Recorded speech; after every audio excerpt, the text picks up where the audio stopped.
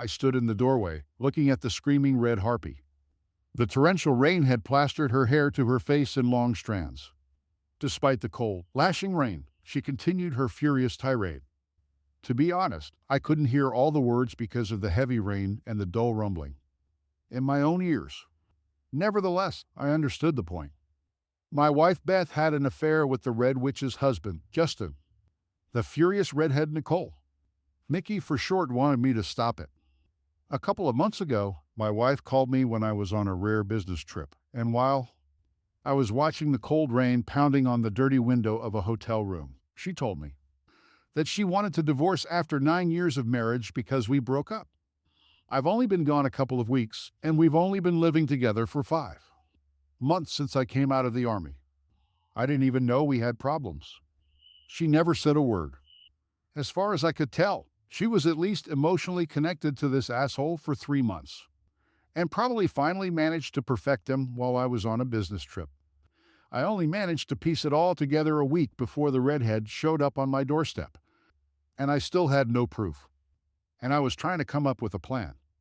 My wife agreed to the consultation long before I found out about this affair, but in fact, she stopped attending our sessions after the second one. I suspected that she was trying to get the counselor to reconcile me with the breakup. I think the main reason for the proposed counseling period was so that she could tell her family and friends how hard she tried, especially her parents. Her parents' attitude towards her was very, very important to her, perhaps the most important thing in her world. So she waited, continuing to date this asshole and live on my salary, until she was sure that it would look good and that he was ready to leave his wife and child. Beth and I had 2-year-old twin girls, Angie and Amy. She happily left me to babysit them as soon as I got home so she could go to the gym or run, both of which she did often enough to be in the best shape of her life. But after the gym, she and the asshole would slip off somewhere to make love. And happy is hardly the right word for how I felt. Every time I tried to solve problems or talk to her about something, she turned into a screaming rage, denying any mistake and blaming me for everything. She spent a lot of time telling me how hard it was for her to watch the kids at home while I was at work, and that I was just trying to use the kids against her. None of this was true or really made any sense. Working full-time, I worked with the children more than she did. Considering a divorce with a lawyer was depressing. Adultery was essentially irrelevant in our state. It had no real effect. And Beth obviously knew full well that the courts almost always award custody and child care payments to the wife, regardless of her behavior. Maintenance for several years was also the norm if there were small children. So the ex-wife could stay at home and be a good mother instead of rushing to work. So there stood a squealing, ugly, red-haired, tall, and slightly awkward person with a beak-like nose and thin, angry lips, with several extra pounds after the birth of a 6-month-old child, which frankly did not sit well on her lanky body. Anger and the cold rain had made her pale skin blotchy. I couldn't get a word in, so I stepped back, holding the door open, and waved at her. I've already realized that it makes no sense for the neighbors to hear a woman yelling at me standing outside.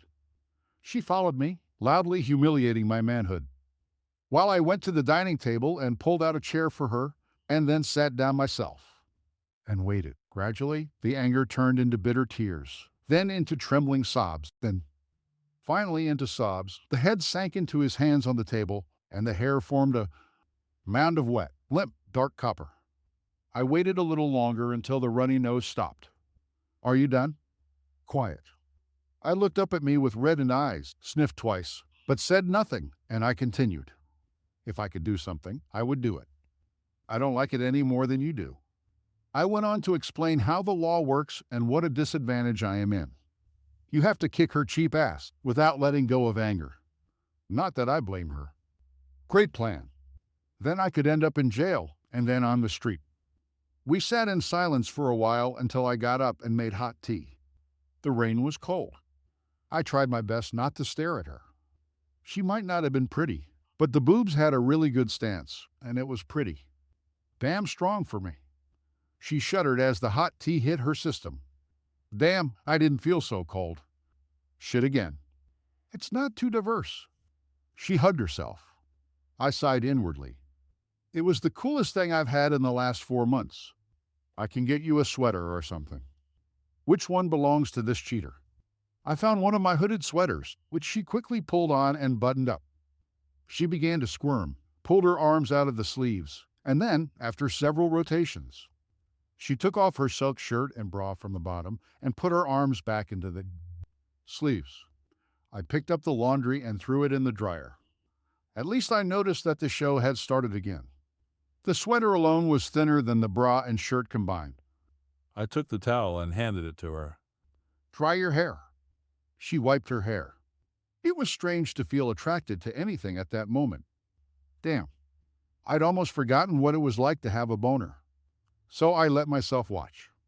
Eventually, her hair dried up and she stopped. I hate them, she growled. Me too. I never saw this coming. At that moment, I saw a flash of pain that was as intense as my own. I can't compete with her. She's in great shape and great. I got fat from having a baby. She wasn't really overweight, maybe 10 pounds or so. She was just out of shape, but neither was I. But she was right about something. Beth was as beautiful, blonde, blue-eyed, slender, and graceful as a woman can be. Still, Nikki needed to hold on to something. She's in good shape because she has time to go to the gym and run. And you're not fat at all.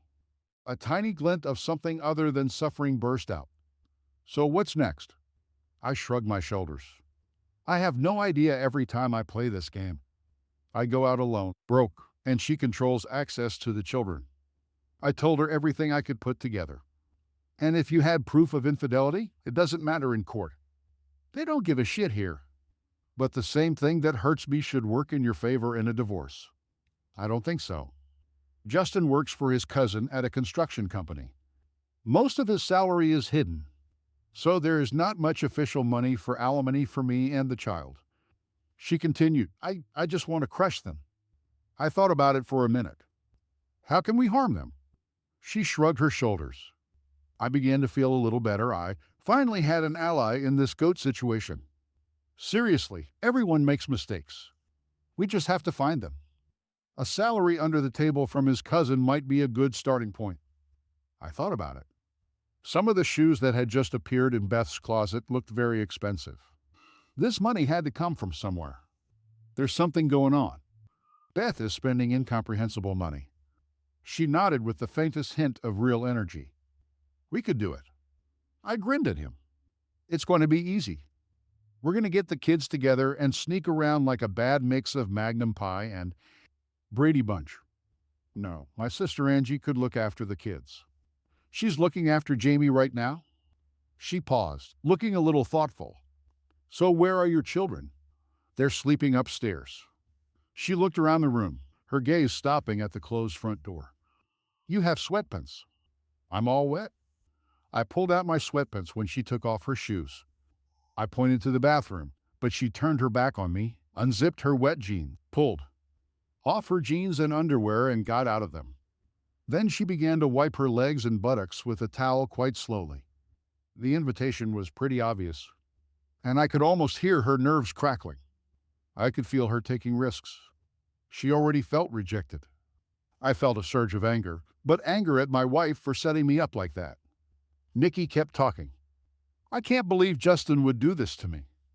I stepped forward and put my hand on her bare thigh. She trembled and her voice got stuck in her throat, but she didn't pull away. So I put my other hand on her hip. I don't like you, but I hate him. She pushed me away. When everything was quiet, she looked at me and grinned maliciously. I said nothing, picked it up and put it on the table. After I cleaned up, I threw her jeans into the dryer along with her shirt and bra, and we sat at the table for a few minutes, drinking tea that was already cold. She looked at me sullenly from under a disheveled mop of red curls. You knew this was going to happen when you invited me in. Actually, not until you took off your jeans. She giggled like a little girl. It was a little unnerving. I was afraid that you would refuse. I grinned as it seemed to me for the first time in ages. How can any guy refuse this? Justin has not shown any interest in me or the child since the birth of the child. I shook my head. I'd heard of such things before, but before I could say anything, she continued. So how could Beth or any woman turn her back on that lovemaking you just gave me? You're a hell of a lot better than Justin. I have no idea. She just lost interest in me. Justine is younger, and she feels old because of the kids, I think. This has not happened since the twins were born. I think she felt like she needed to be more of a mom to me or something. Nicky giggled again. A little creepy, I thought. I grinned at him. At least Beth didn't have one. She became even more animated. Really? It hurt, but I'll treasure it especially when that asshole tells me to sleep in Jamie's room tonight because he's tired of exercising. I can't believe you can't control your cheating girlfriend. I don't like you anyway. Bastard. There was anger in our words, but we both knew that it wasn't really directed at each other. If you really want to do something about it, see if your sister can look after my kids. With yours tomorrow night. And we'd better get this over with. They'll be home in about an hour, and I need to clean this room a little bit. You'd better use an air freshener because it smells like hot, sweaty lovemaking in here. She pulled on her clothes and ran out of the house. I cleaned the room thoroughly and put the towels in the washing machine along with my clothes. When Beth returned home, I found it surprisingly easy to avoid late-night discussions. The arguments we always had when she denied something and lied about everything. She seemed a little taken aback by my lack of attitude. She also seemed to notice the spotlessly clean kitchen. I think she commented on the work of the air freshener, but to be honest, I didn't care. I was on edge. She was just as embarrassed when I missed an almost ritually unsuccessful attempt to kiss her goodbye when I left for work the next morning. I didn't even try, and I could see that it took her by surprise when I just headed for the exit. Anyway, I was going to stop sitting and feeling miserable and get it over with. As it happens, at work, I arranged to borrow a friend's car for a few months. Mickey's sister, who looked embarrassingly like her, stayed to watch the children at her house. Mickey and I went. We planned to inspect the trailer of his cousin's construction company. If there was something illegal there, the trail could have started there. She grew amazed slightly as she got into the car. My ass still hurts. Just like my kitty. Don't think you're going to get anything today. I raised an eyebrow. Tenderness doesn't seem to be quite on your mind. She smiled slightly, despite her best efforts to suppress a smile. I noticed that for the first time since we met, she was wearing a little makeup, although it was bad. I decided to change the plan and went to the mall. We tried to find something to talk about, but we had little in common, so the conversation went on in fits and starts until we drove into the parking lot of the mall. She looked puzzled. Are they here? No, but I think we want to hurt them, so there are a few small things that need to be done. What are you talking about? I rolled my eyes. It's amazing how little Nicky and I have in common. She caught my sardonic gaze. I don't like you. In general, I don't like you either. Bastard. I led her to the makeup counter at Macy's. She stared at me menacingly. Think of it as a disguise. Over the next hour, the two women hovered over her and tried a million makeup combinations, resulting in a surprisingly presentable Nicky whom they taught to apply their products. This will do. The set cost me $100 of grocery money, but I just won't have lunch at work for the next month and everything will be fine. We went back to the car and she was clutching a small makeup bag like it was the Holy Grail.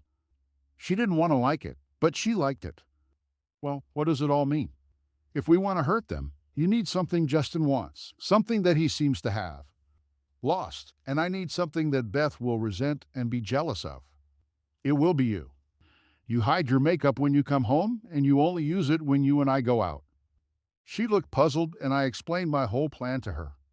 She sat for a full minute saying nothing. Damn it. It's a little complicated, and it will take a long time. I shrugged my shoulders. Do you have a better plan? She smiled a little. No. She asked me to come to my house to wash off my makeup so that Justin wouldn't notice. She went into the bathroom and came out a couple of minutes later with a towel in her hands. She was wearing nothing but an evil smile and makeup, which she had to wash off. The evil gleam in her eyes told me everything I needed to know about her intentions. I looked at her. I thought you told me not to expect anything. It would be a shame to waste this cosmetics. She dropped the towel without ceremony. My verbal consent was apparently not required as she quickly knelt down. She kept looking into my eyes, and when she moved to sit on me, she noticed I like makeup. Eventually, we finished and headed to her sister's house.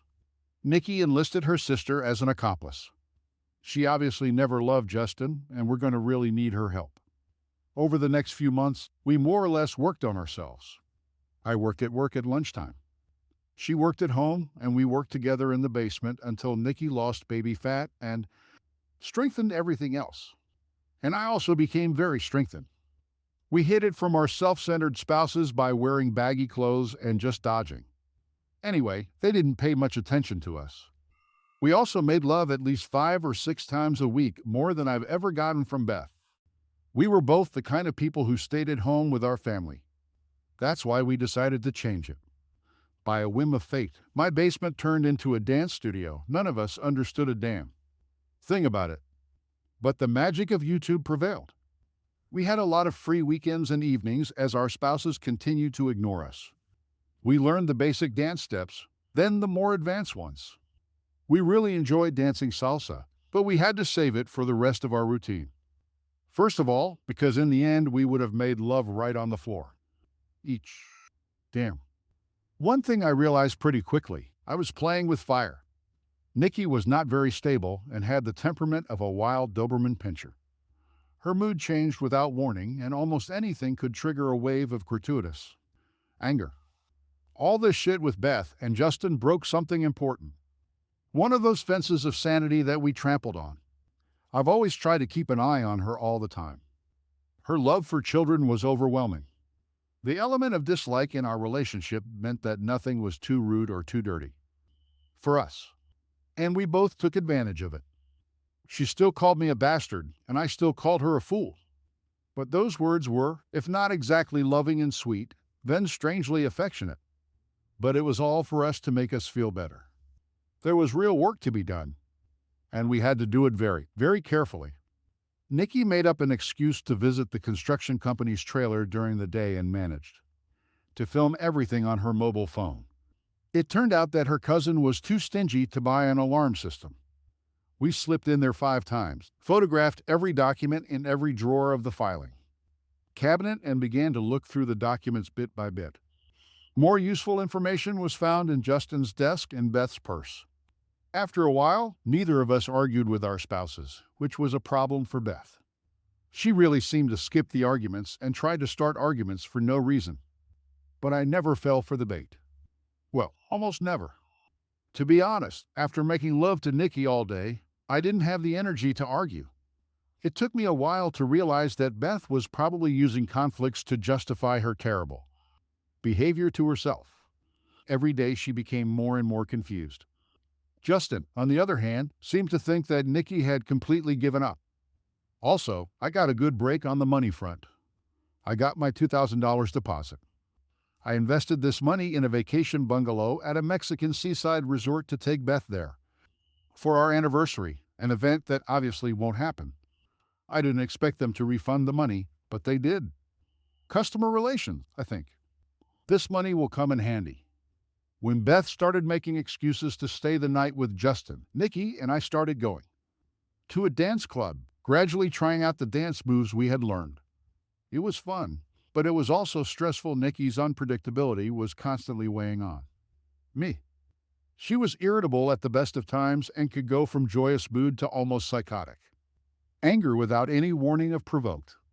One particular night was almost a disaster and reminded me how careful I have to be.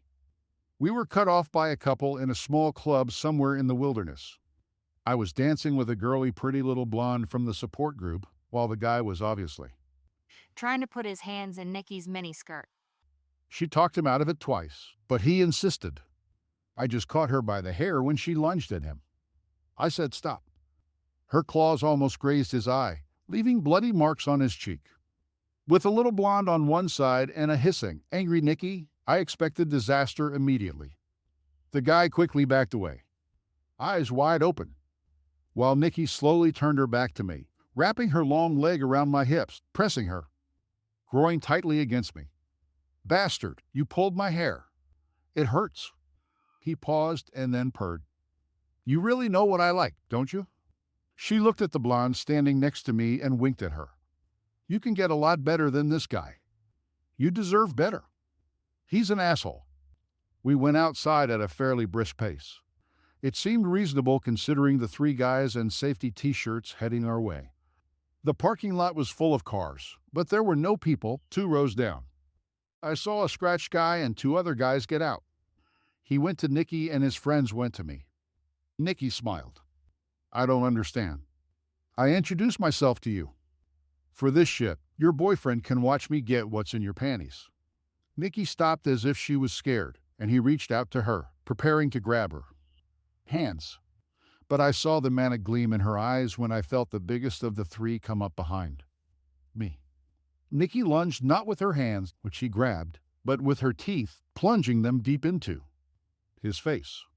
He screamed in horror and pain. I turned around. I wasn't an MMA champion, but I was more than familiar with fights, and I saw the furious look in Nikki's eyes, so I was ready. The big guy was expecting a fight or a blow, but he was distracted by a friend's scream. And he was completely knocked down when I hit him hard in the face with my elbow. As he was expecting a wild punch, he dived straight into an elbow that cracked his nose. He fell down. The second guy stepped forward to pull Nikki away from her screaming victim.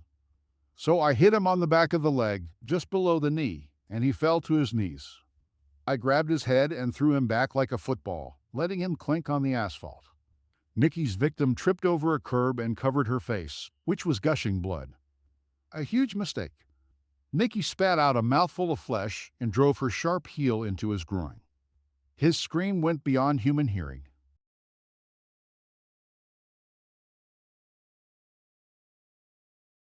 Nikki, stop.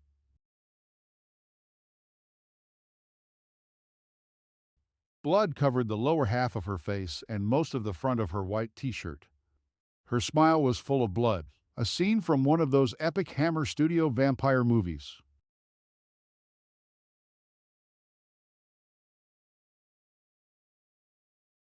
Victim. Then she saw the heartbroken blonde and walked towards her. I wanted to grab her and run away, but I knew it would cause rage, and if I didn't get her out of here quickly, we'd both be in jail by morning. She walked over to the obviously paralyzed blonde and stood over her. Nikki, behave yourself. She didn't do anything wrong. Nikki looked at me and smiled, her face with still a bloody mask of horror. Oh, I know. She pulled the blonde to her and kissed her heart. I was about to intervene when I realized that the blonde was passionately kissing her back. Nikki slowly released her. The blonde was staring at her as if hypnotized, and her face was stained with her boyfriend's blood. Trust me, you can find a lot better than him. As soon as we got in the car, Nikki took off her t-shirt and wiped her face. An ambulance rushed by about 2 miles away. I didn't have to guess where she was going, and I could only hope that no one had written down our numbers. I pulled into the parking lot to give Nikki my shirt, but dressing wasn't her immediate interest. So I reclined the seat and let her unzip and ride me until she was satisfied. It took a long time. My pants were soaked in her juices even before she finished. She was silent for a few minutes and then commented, I really screwed up, didn't I? We're all like that in a way. Although I really broke away from it. It felt so good to hurt him. Yeah, I noticed. This is a bit disturbing in the spirit of Hannibal Lecter. Hurting him was like making love. I was able to just let out all my anger. He deserved it. Well, I'm not sure the law would agree, but I think his girlfriend was okay with it. Nikki giggled. Shit, I'm competing with someone. She paused. Seriously, about causing pain, don't let me do this again. Promise me. Very serious. Tears glistened in her eyes. You were defending yourself. I know, but that's not the point. I wanted to hurt him. So much. So much. If it happens again, what if I can't stop? What if I can't find my way back? She suddenly spoke like a lost little girl afraid of the dark. It honestly scared the hell out of me. Nikki probably needed real help medication. Hell, she probably needed checks. We did the paperwork. The brutal attack in the parking lot was attributed to a gang of 6 men and a Hispanic woman. The witness was a blonde, whose real name was Amber. I had to laugh about it when I showed Nikki the papers. See, it looks like you've made an impression on Amber after all. Nikki smiled. She seemed nice. Strawberry lip gloss. Do you like girls? I didn't think that was the case. I was just messing around with her at the club. But parking is a completely different story. She wanted me. I felt it. And it made me want her. I looked her straight in the eye while you were using me, and she wanted me to use her. I saw it in her eyes. And since you and I have been together, I just don't have any boundaries. However, after this incident, Nikki seemed to take care of herself. It got better. Slowly, unevenly, but gradually getting better. I saw her struggle to hold the demon when it appeared. Sometimes she even won. Nikki's sister couldn't look after the children every night. So Nikki often brought Jamie in, and we practiced putting them to bed. As we stood in the doorway, checking them out, I sometimes stole glances at Nikki and was surprised at the softness of her expression. And sometimes she caught my gaze on her and smiled sadly, softly, half smiling. At such moments, her demons seemed very far away. I knew that sooner or later something would happen. Eventually, Beth came across me shirtless. I asked that I had lost weight and gained new muscles, and commented on it. I didn't turn it into an argument, put on my shirt, and left the room. Most of all, I didn't want her to see Nikki's nail marks on my back and ask from last night. Beth's increased suspicion meant that we had to move on to the next stage. I told Nikki that. She rolled her eyes at me over her shoulder. At that moment, I was up to the hilt in her ass. So a few days later, instead of doing sports, we had a car and a nice digital camera that we borrowed. And when Beth and Justin left, we quietly followed in the distance. Nikki checked the receipts and credit card bills until we figured out their structure. Beth was careful, but in Justin's mind, Nikki was depressed, unable to defend herself. So he was careless and stupid. Justin's parents had a small cabin on the shore, hidden in the woods. It was a bit dilapidated, but judging by the mileage of the car, that's where they went on Fridays when they completely skipped gym classes. We drove off the road and quietly moved towards the hut with the camera. There were no curtains, so it was not difficult to find them and look at them. By the time we took up position, they were already lying on the bed. I took pictures carefully and quietly, and Nikki and I watched. When Justin started to pull down, Beth jerked her mouth away, catching most of the spray on her face and on her hair. I saw her scolding him for not warning her, but he just laughed. I felt Nikki fumbling with my jeans, pulling them down. Maybe I didn't fight her that much. It didn't take long, given the tension of the situation and when she had swallowed every bite. She leaned back with a very smug look and let me take a few more pictures. Since we had to walk back to the car, I let some air out of one of Justin's tires too. Slow them down in case they tried to leave early. We left the film in the darkroom, which specialized in discreet one-day photographs, and then went home. Beth arrived much later than usual, with disheveled clothes and hair, giggling. Nikki told me the next day that Justin had changed a tire and then picked up a nail on the road on the way home, as a result of which I had to pathetically stomp in the rain to a gas station 4 miles away. Over the next week, we talked about what we wanted. Nikki surprised the hell out of me, but in the end I agreed. We kept quiet and then took our big step about 3 weeks after we collected our evidence. Beth and Justin always disappeared all day on Saturdays, but Nikki and I put together their pattern. First to the gym, then to the shower cabin, then to the nightclub for dancing and parties. They usually returned home around 6 or 7 a.m. on Sunday. This time, though, it was a little different. As soon as they left, we left the kids with Nikki's sister and left. First, we went shopping. Nikki chose a form-fitting dark emerald dress with a plunging neckline and a very short hem. Her old green color really set off her hair. I was wearing a dark gray suit with a black shirt. I took her to a hair salon and told them to go for it. hair and makeup. After getting dressed, we headed to the club. We entered as if this place belonged to us. Technically, the bouncer was supposed to detain us. She was wearing a tissue paper thin dress that showed almost everything. It was obvious that she didn't have a stitch underneath. When the light fell directly on her, you could even see the tiny heart into which she had shaved her pubic hair. Since part of the bouncer's job is to make sure the crowd is interesting, they let us through without even asking for a card.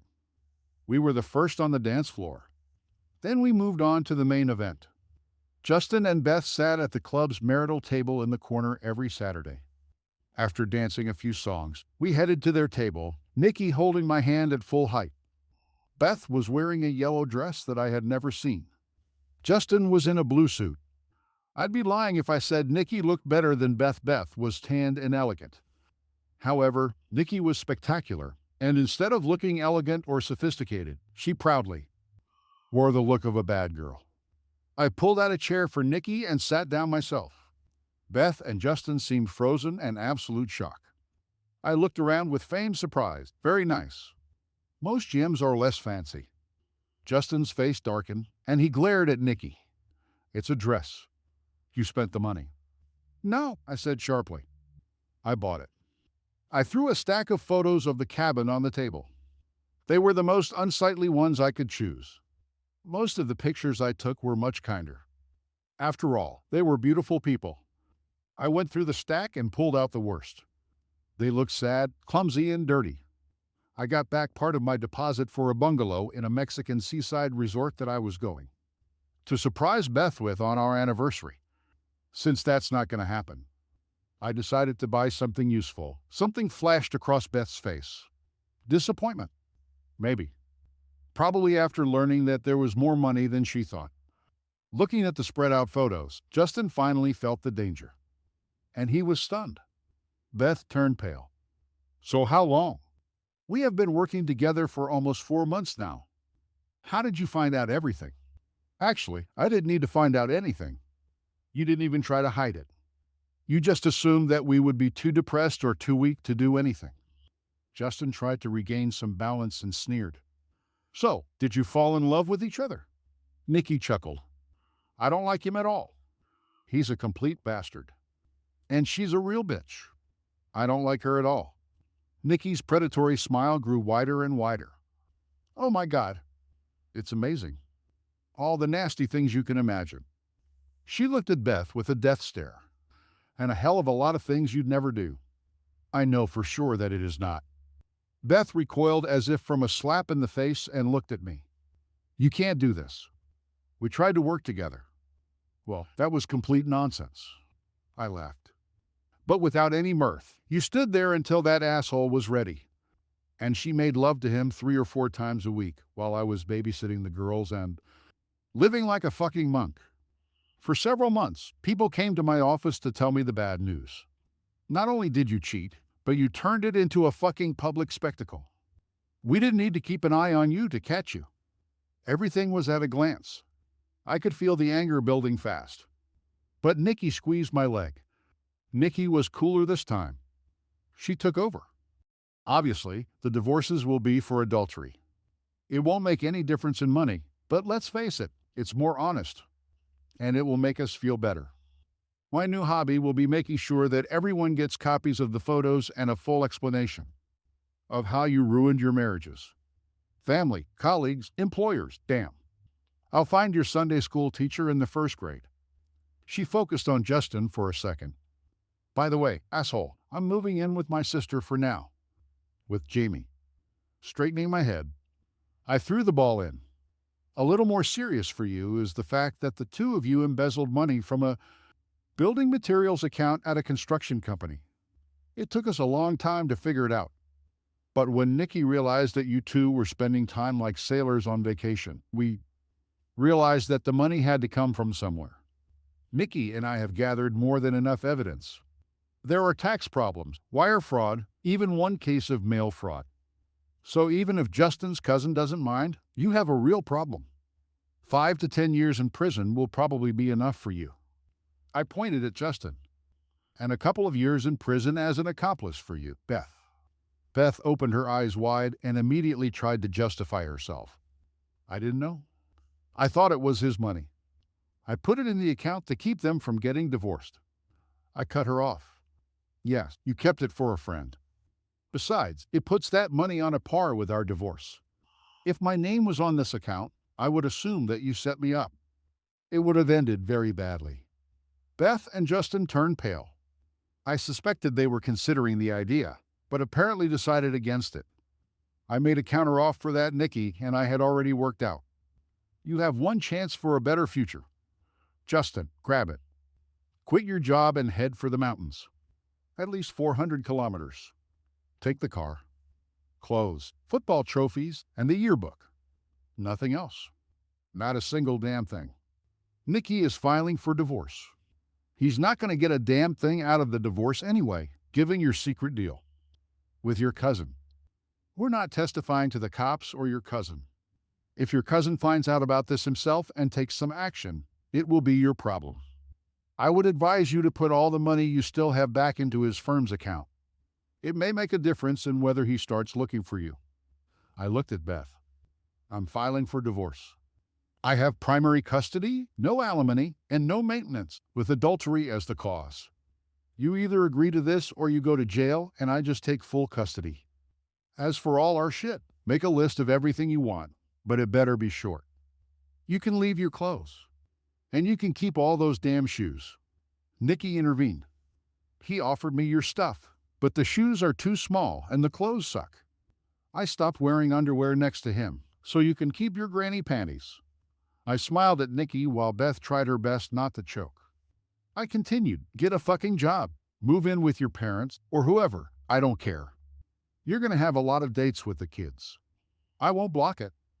You were a half-decent mom. I won't even tell your parents what the reason for the divorce is. I looked them in the eye carefully to make sure they were paying attention to me. The time expires tomorrow at midnight. If Justin's fucking ass isn't on the fucking road by then, we'll turn everything over to his cousin and the cops. The offer remains valid only if you both agree. Nikki leaned forward, flaunting her spectacular cleavage. Probably for Beth's sake. You guys have managed one amazing achievement. It's just the two of us. We were serious when we said we had nothing in common. We couldn't agree on a movie. We hated each other's music. And if he had talked about his hobbies, I would have fallen into a coma. And she's a shallow, emotional harpy whose voice grates on my nerves like broken glass. I added, Nikki continued, looking into Justin's eyes like a snake at its prey. So when we got together and didn't figure out how to use you, we only did one thing. If we had dinner together, it was only to gain strength and make love again. I can't believe you dumped him for that piece of shit. I'm not bluffing if that's what you think. Come with us sometime and you can watch. It's probably going to get even hotter this way. If it's even possible, I looked at my watch and interrupted her. Remember the deal. Sorry, we have to go so I can pick up the kids. I stood up and held out my hand to Nikki. She obeyed and leaned towards them, telling me, come on, we'll make love again. We'll stop on the way back and I'll make love in every possible way. A hateful woman. Although she wasn't lying or exaggerating, we stayed at a hotel and she was absolutely nuclear hot. Apparently, after telling Justin and Beth everything, she turned on full power. She actually pulled the dress over her head when I opened the hotel door and came in, wearing only high heels. Following her example, my clothes were thrown off next to her dress on the floor in a matter of seconds. In fact, there were no conversations at all, except for the obligatory moans, wheezes, and screams. An hour later, we were on our way home. We had outdone ourselves. Something had changed in Nikki, maybe. It was the confrontation with Justin and Beth. But the insane anger seemed to have disappeared. He just left. Beth almost beat me to it, Idaho. Just put the kids to bed when she burst through the front door. And she fell silent. I purposely didn't take a shower, and I smelled like Nikki and Beth always had a sensitive nose. The air freshener was a major player in keeping our secret. We need to talk. I sank into an overstuffed armchair. We needed to talk a few months ago. Listen, can we step back a little? You can't just let this fool destroy us. Stop. I raised my hand. The only fool who ruined the marriage is standing in front of me. She stared at me with a particularly nasty look. A rarity for her. You really don't understand. Beth, compared to Justin, your fate is just lovely. Nikki bargained for you, cajoled and begged for you. She was trying to make Justin the real villain in this mess. And you have no idea how hard it was for her. She hated you with every fiber of her being. But she did it anyway. She feels that her train wreck was the cause of ours. I'm not even sure I agree with that, but I made a deal. Because she begged me. I paused, drying my anger before it exploded. Then, in measured tones, if the money laundering account had been opened in my name, or if the DNA analysis of the twins had turned out to be different, we would not have talked. The foundation of the Fifth Street factory is being poured there, and I have a copy of the key to the site. You and the asshole would just disappear. Nikki could have begged for anything, but it wouldn't have mattered. She blinked, suddenly realizing with horror how alone we were. How much time do I have to move out? I have to give you until midnight tomorrow, just for the fucking elegant symmetry of it. All. But I'll give you a week. It will take 2 days to pack all these shoes. When God knows, I want them to disappear. She mumbled something like an apology and headed up the stairs. It took her 5 days to move out, and I was left alone with the kids. Even with the twins, everything seemed pretty empty. I heard Justin's cousin is looking for him, but won't call the police. I hope Justin hid well. His cousin was always violent. I may have slightly changed my promise not to tell his cousin anything.